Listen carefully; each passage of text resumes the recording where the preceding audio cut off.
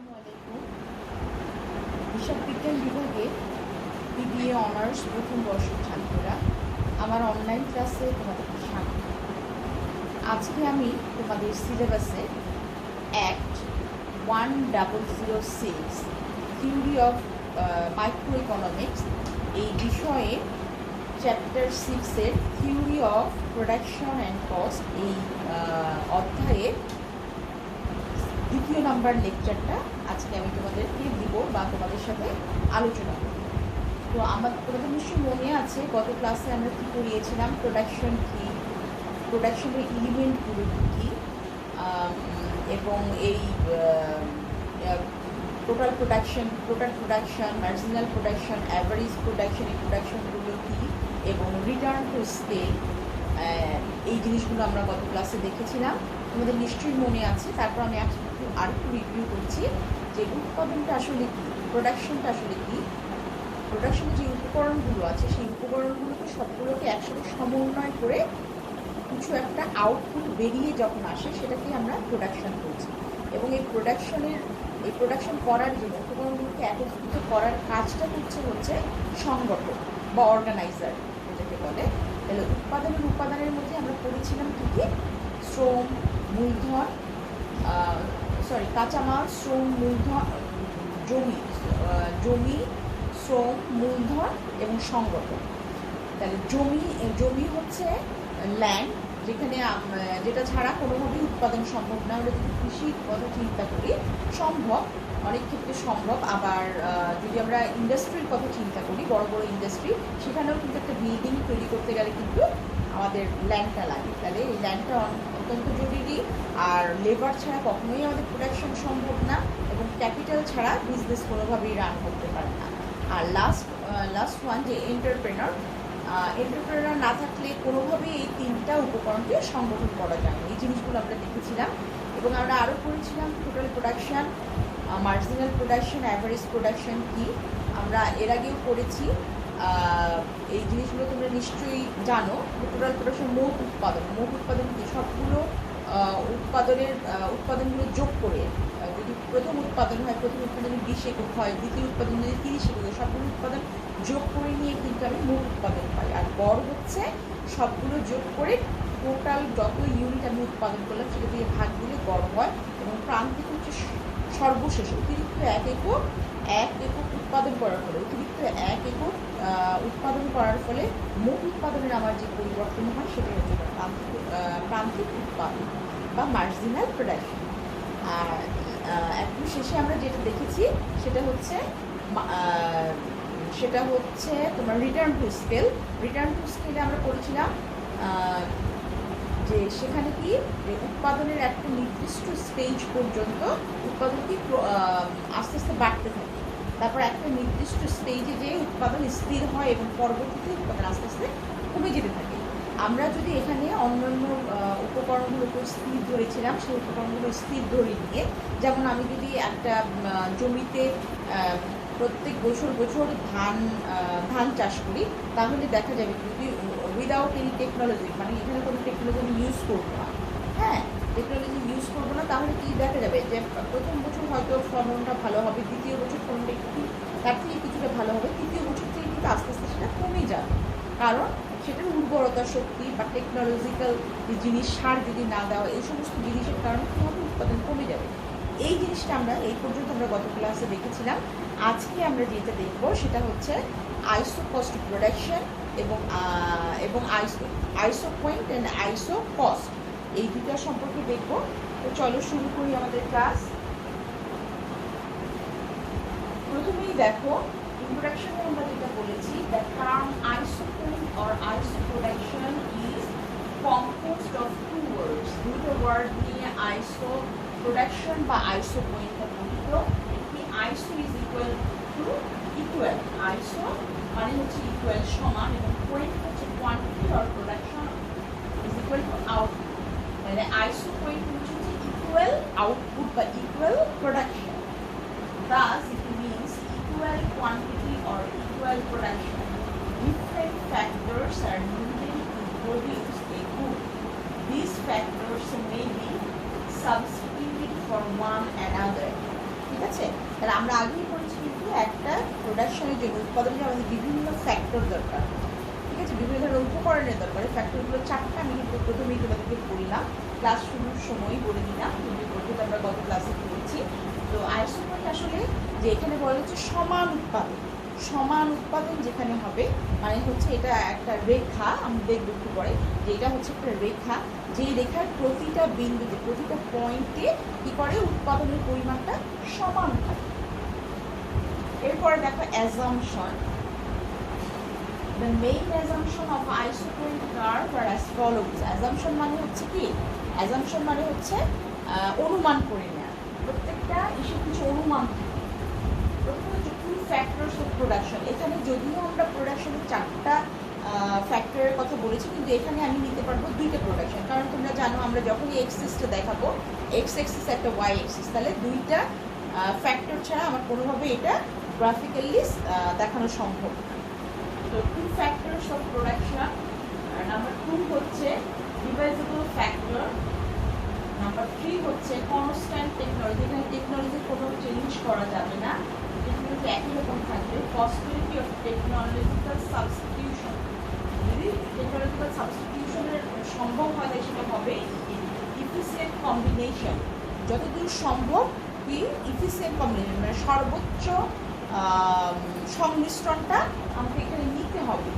এই কটা আমার অ্যাজাম্পশন আছে। এরপরে আমি দেখি an isopoint may be explained with the help of an arithmetical example.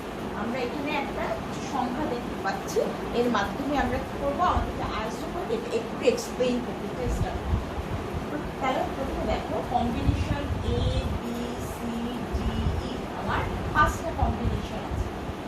First বিষয়ে আমি দেখছি লেবার ইউনিটে প্রকাশ করা হয়েছে, এখানে 1 2 3 4 5, তার মানে লেবারের ইউনিট আমার কন্টিনিউয়াস বাড়ছে।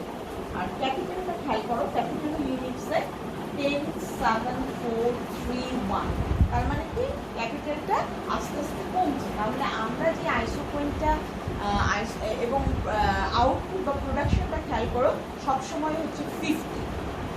তাহলে আমরা আইসোপয়েন্টের যে ডেফিনেশনে বললাম ইকুয়াল প্রোডাকশন, তার মানে তুমি যে কোনো কম্বিনেশনে যাও না, বা তুমি যদি ইতে যাও প্রোডাকশন কিন্তু 50, তুমি যদি এতে যাও প্রোডাকশন কিন্তু 50, তুমি যদি সিতে যাও প্রোডাকশন 50। তার মানে আমরা দেখছি যে এই প্রত্যেকটা কম্বিনেশন কি হচ্ছে, সেম প্রোডাকশন হচ্ছে। বাট আমি লেবারের ইউনিটটা বাড়াচ্ছি, আমার যেহেতু এখানে 2টা ফ্যাক্টর, আমি একটা ফ্যাক্টর বাড়াচ্ছি আর একটা ফ্যাক্টর কমাচ্ছি। এটাই হচ্ছে আমার আইসোপয়েন্ট। তার মানে আইসোপয়েন্ট হচ্ছে এমন একটা কার্ভ বা এমন কতগুলো বিন্দুর সমন্বয় গঠিত একটা কার্ভ, যার প্রতিটি বিন্দু থেকে যার প্রতিটি বিন্দুতে উৎপাদক সমান পরিমাণ উৎপাদন করে, কিন্তু একটা উপকরণ ছাড়ার একটা উপকরণ যদি বাড়াতে যাই আমি, তাহলে অন্য উপকরণটা ছেড়ে দিতে হবে। এটাকেই বলা হয় marginal rate of technical substitution. আমরা পরে করবো একটু। তাহলে তোমরা নিশ্চয়ই বুঝতে পেরেছ যে আমি এর আগে দেখিয়েছি, তোমাদের নিশ্চয়ই মনে আছে আমরা করেছিলাম সম উৎপাদন করেছি, সম উৎপাদন আমরা করেছিলাম হচ্ছে আইসোপয়েন্টের আগে আমরা করেছিলাম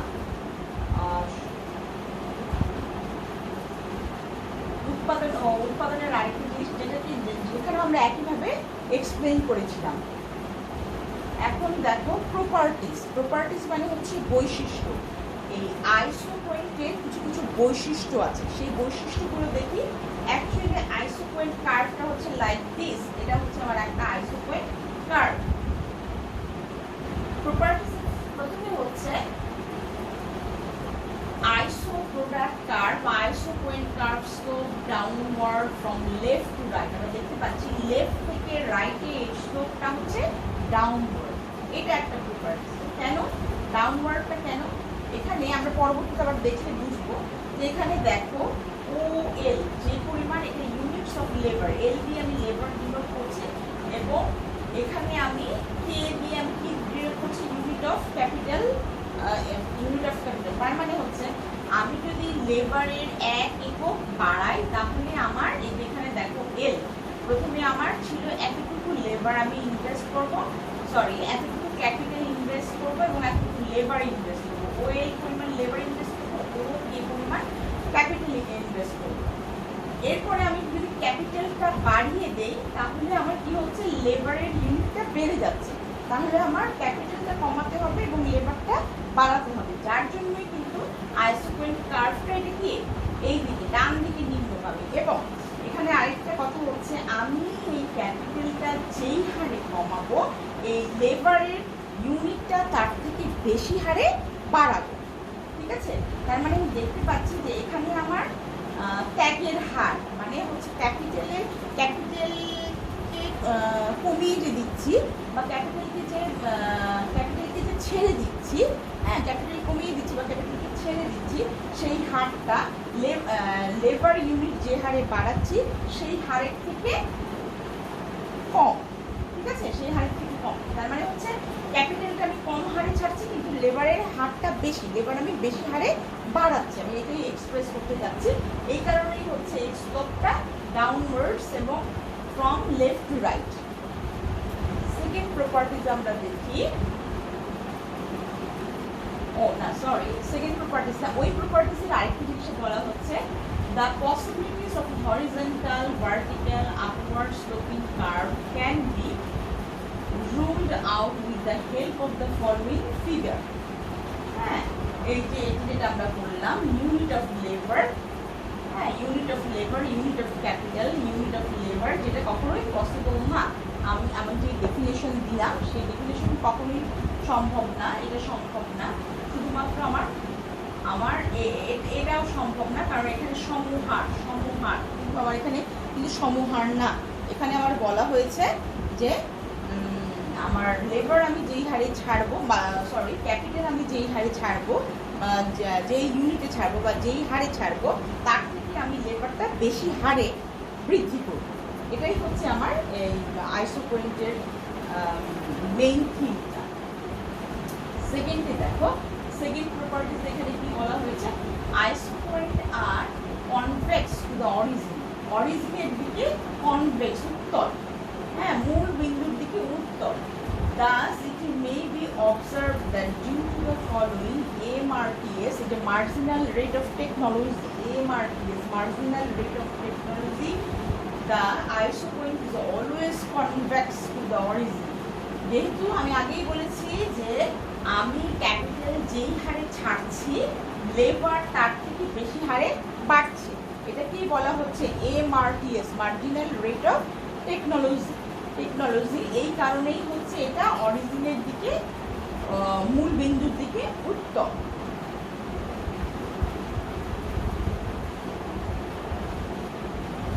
এরপরে দেখো থ্রিতে বলা হয়েছে টু আইসো প্রোডাক্ট কার্ভ নেভার কাট ইচ আদার, দুইটা আইসো প্রোডাক্ট কার্ভ বা আইসো পয়েন্ট কার্ভ কখনোই একটা আরেকটাকে স্পর্শ করতে পারে না। কেন পারে না?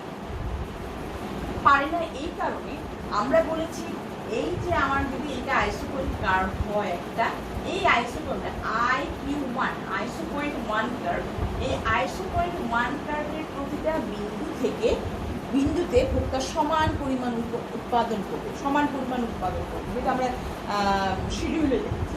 তাহলে আমার যদি IQ1 এই কার্ভের সিতে আমি যে পরিমাণ উৎপাদন পাবো, এই বিন্দুটাও কিন্তু এই বিন্দু থেকে কিন্তু আমার সমান করে সেই পরিমাণ উৎপাদন পাওয়ার কথা।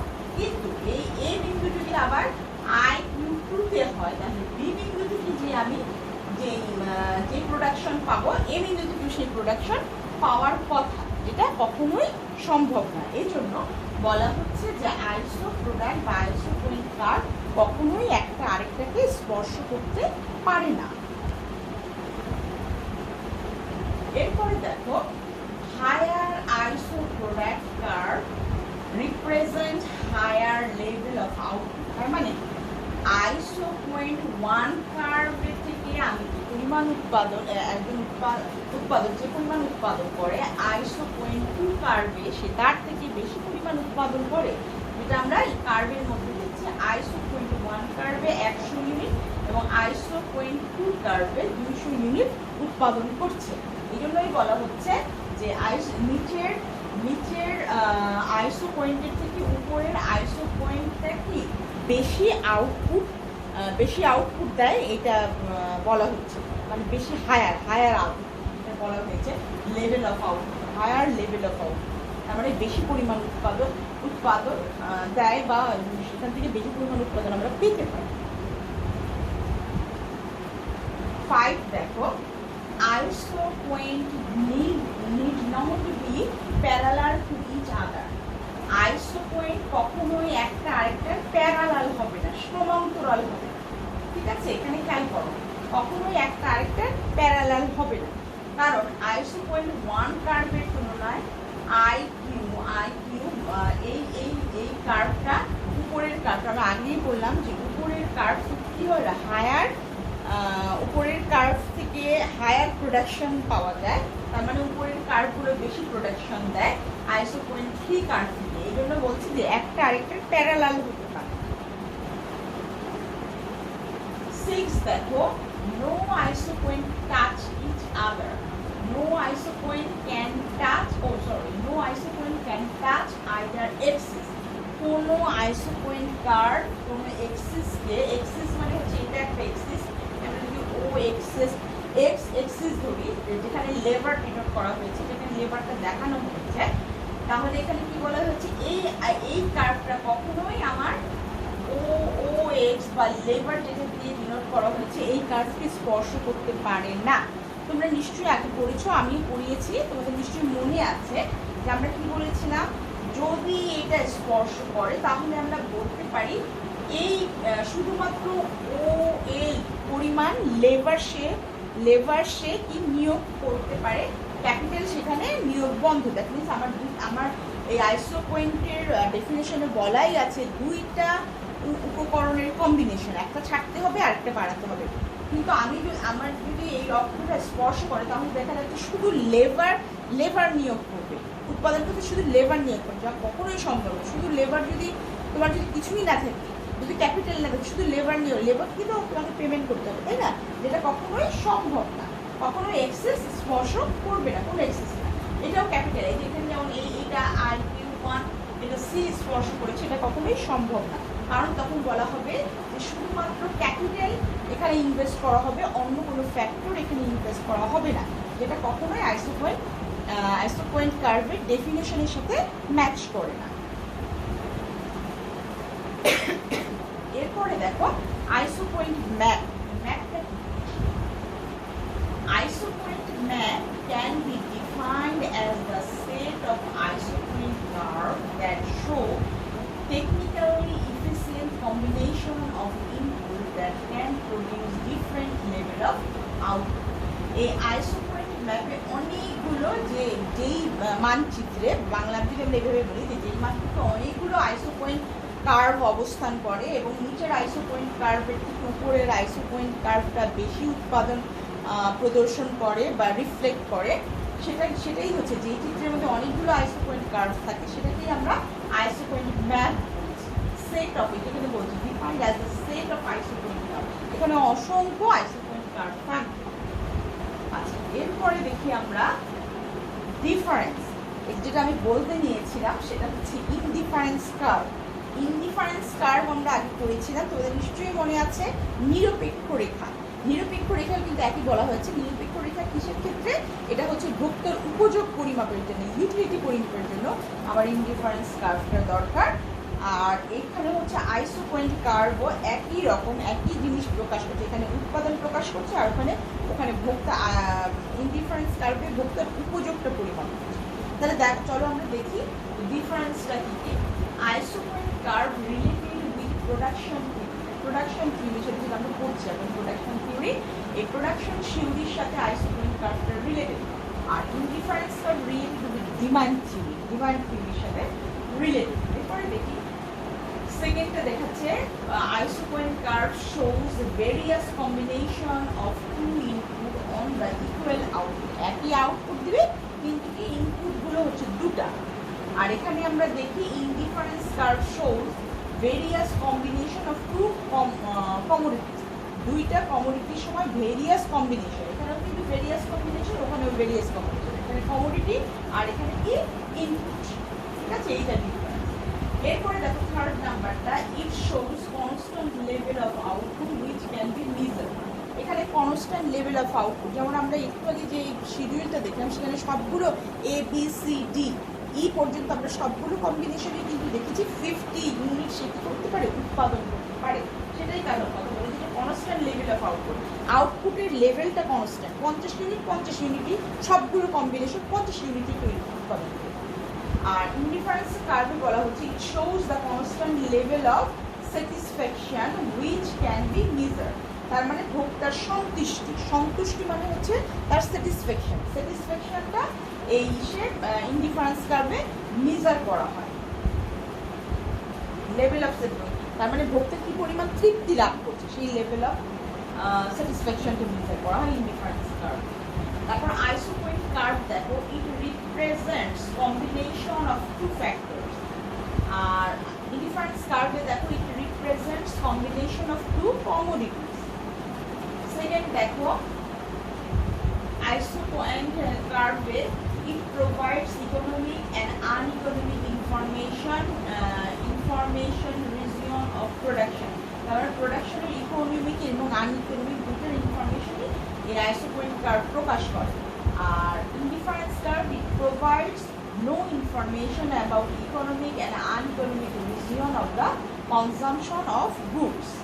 এটা ইকোনমিক এবং আনইকোনমিক কনজামশন এটা কি করে না, প্রোভাইড করে না, ইনফরমেশনটা দেয় না। সে ইকোনমিক্যালি এই ইনডিফারেন্সটা কার্ভটা কতটুকু বা অর্থনৈতিকভাবে কতটুকু গুরুত্বপূর্ণ বা কতটুকু গুরুত্বপূর্ণ না, provide no information about economic non economic region consumption. তার মানে হচ্ছে অর্থনীতি কী পরিমাণ ভোগ হচ্ছে সেই ইনফরমেশনটা এই ইনডিফারেন্স কার্ভটা দেয় না। এরপরে দেখো আইসোপয়েন্ট কার্ভে কি বলা হয়েছে, the slope is influenced by the technical possibility of substitution between production. MRT is marginal rate of technological substitution. The slope of influence by the technical possible of substitution between production. ওই একটু আমি বললাম যে তোমাদের এটা একটা বাড়ানোর ফলে অন্যটা ছাড়ার যেই হার, হ্যাঁ প্রান্তিক যেই হার, সেই হারটা এটা প্রকাশ করে আইসোপয়েন্ট কার্ভ। আর ইনডিফারেন্স কার্ভ কি প্রকাশ করছে, the slope is influenced by marginal rate of substitution between commodity consumed by the consumer. তাহলে কনজিউমার কী পরিমাণ কমোডিটি ভোগ করছে, কী পরিমাণ পণ্য ভোগ করছে, সেটাকে মার্জিনাল রেট অফ সাবস্টিটিউশনের মাধ্যমে এই জিনিসটা ইনডিফারেন্স কার্ভটা প্রকাশ করা হয়। তার মানে ভোগটা দুটো দ্রব্য এখানে প্রথমেই বলেছে যে একটা দ্রব্য বাড়ালে, একটা দ্রব্যের ভোগ বাড়ালে অপর দ্রব্যের ভোগ থেকে কী পরিমাণ ছাড়তে হবে, এই যে রেশিওটা যা বা ছাড়ার হারটা, এটাই হচ্ছে তোমার indifference marginal rate of substitution, এটা দিয়ে থাকে। এরপরে আমরা আসবো আইসোকস্ট লাইন। আইসোকস্ট লাইনটা দেখো, isocost line shows various combination of output that a firm can purchase or hire at given cost. তাহলে কি হচ্ছে, isocost line shows various combination of input, বিভিন্ন ধরনের combination that a firm can purchase or hire at a given cost। মানে একটা নির্দিষ্ট দাম দিয়ে কি করতে পারে, উৎপাদক একটা নির্দিষ্ট পরিমাণ দাম দিয়ে, যে আইসো মানে সময়, একটু আগে আমরা বললাম, তাহলে একটা নির্দিষ্ট পরিমাণ দাম দিয়ে কী করতে পারে, উৎপাদক বিভিন্ন কম্বিনেশন ইনপুটের উপাদানের বিভিন্ন কম্বিনেশন সে কী করতে পারে, ক্রয় করতে পারে। By the use of isocost and iso point a firm can determine the optimum input combination to maximise profit. তার মানে এই আইসোপয়েন্ট কস্ট এবং আইসোপয়েন্ট এই দুইটার থিমটা, হ্যাঁ এই দুইটার থিমটা ইউজ করে ফার্ম কী করতে পারে, অপটিমাম ইনপুট কম্বিনেশন, সর্বোচ্চ উপাদান, মানে কোন উপাদানের পরিমাণটা সর্বোচ্চ সেটাকে সে ডিটারমাইন করতে পারে, যাতে সে কী করতে পারে, প্রফিটটাকে ম্যাক্সিমাইজ করতে পারি। এরপরে দেখো, it is a geographical representation of the various combination of inputs, say labor and capital. Labor হচ্ছে L এবং capital হচ্ছে K, which give an equal level of output per unit of time. বুঝতে পেরেছ? Output product by different combination of L and K is Q. Then Q is a function of L and K. তার মানে হচ্ছে এটা একটা কি বলে, আইসোকস্টের একটা ফাংশনের কথা বলেছে। হ্যাঁ, এখানে quantity Q is the function of L and K. L এবং কে এটা কি বাড়ানো কমানোর ফলে আমার কিউটা কি পরিমাণ চেঞ্জ হচ্ছে সেই জিনিসটা এখানে দেখানো হচ্ছে। A higher iso point refers to a larger output. Higher iso point কোনটা? নিচের, আমরা আগেই পড়েছি যে নিচের থেকে উপরে যেই আইসো পয়েন্টের কার্ভগুলোর অবস্থান সেটা হায়ার প্রোডাকশন নির্দেশ করে। এখানে সেটাই বলছে যে higher iso point refers to a large production, তাহলে সেখানে বেশি প্রোডাকশন হবে। এটা আমরা গ্রাফে একটু আগেই দেখেছি। ওয়াইল লোয়ার আইসো point refers to A smaller output. তার মানে হচ্ছে লোয়ার, যেটা নিচের দিকে যে আইসো পয়েন্ট কার্ভটা, সেটা কি করে আমাকে আমার কম উৎপাদন নির্দেশ করে। এরপরে আমরা দেখি আইসো cost line. Suppose a firm uses only labor and capital in production, the total cost or expenditure of the firm can be represented by C is equal to WL plus RK. দুটো combination দিচ্ছে, একটা হচ্ছে labour আর একটা হচ্ছে capital. এরপরে দেখো আইসো cost line. আইসো কস্ট লাইনটা খেয়াল করো, এখানে খেয়াল করো যে আইসো কস্ট লাইনটা কিন্তু দুটো এক্সিস কিন্তু টাচ করছে, যেটা আমার কি করছে আইসো পয়েন্টটা যেটা করে না। আইসো কস্ট লাইনটা এখানে দেখো দুটো এক্সিস, এখানে বিভিন্ন কম্বিনেশন ইউনিট অফ ক্যাপিটাল, ক্যাপিটালের বিভিন্ন কম্বিনেশন দেওয়া আছে 1 2 3 4 5 6 7। তাহলে 5 যদি আমরা ধরি, আমার ইউনিট অফ লেবারও 1 2 3 4 5 6 7 7 8 9 10 10 পর্যন্ত, ওখানেও আমার 10 পর্যন্ত। এখন PK is equal to $1 per minute আর PA is equal to $1 per unit। দুইটার প্রাইস কিন্তু সমান, পার ইউনিট কস্ট সমান। তাহলে আমি এখানে এটা যদি আইসো পয়েন্ট কার্ভ হয়, তাহলে দেখো দুটো এক্সিস এখানে ছেদ করেছে। তার মানে হচ্ছে এইটা কি ডিনোট করছে, এই যে O5, that mean 5 unit. 5 unit মানে কি? এটা মানে হচ্ছে আমি আমার সমস্ত টাকা যেটা আমার বাজেটে আছে, যে কস্ট সম কস্ট করা হয়েছে, মানে সমান কস্ট হবে, সেই কস্টের পুরো টাকাটাই যদি আমি ক্যাপিটালের মধ্যে বিনিয়োগ করি, তাহলে আমি করবো, তাহলে আমি 5 ইউনিট উৎপাদন করবো। আবার ঠিক একইভাবে যদি সব ইউনিট আমি টাকা ব্যয় করে 6 ইউনিট উৎপাদন করতে পারবো এবং 7 ইউনিট উৎপাদন করতে পারবো। ঠিক একইভাবে আমি যদি সব টাকা আমার লেবারে ইনভেস্ট করি, তাহলে 5 ইউনিট লেবার বিনিয়োগ করে আমি 5 ইউনিট লেবার বিনিয়োগ করবো আমি, এবং সব টাকাই আমার ওই লেবারের পিছনে আমি খরচ করব। এবং কারণ এখানে আমি দেখছি যে এখানে শুধু আমার প্রোডাকশন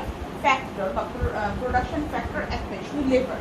এবং আমি যদি এখানে 6 পরিমাণ লেবার ইনভেস্ট করি, শুধুমাত্র লেবার ইনভেস্ট করি, আমার এটা কিন্তু 0।